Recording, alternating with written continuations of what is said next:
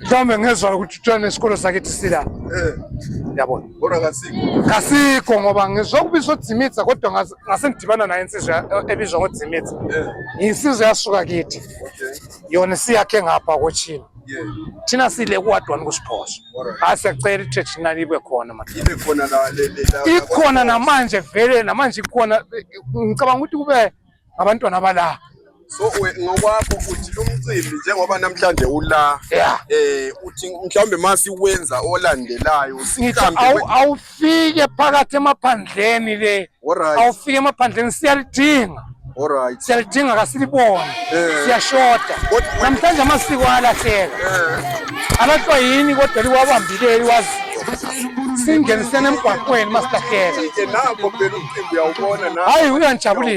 uyangijabulisa kakhulu nami ngiyazibona ngijabuliswa ukuthi angikwazi ukumfuqula emuva le kwazi umfikisa la imoto isitakele kwaba kube vanga ngimanga la isitakele kwaba isitakiswa abantwana abami emgwaqweni ngaze ngathi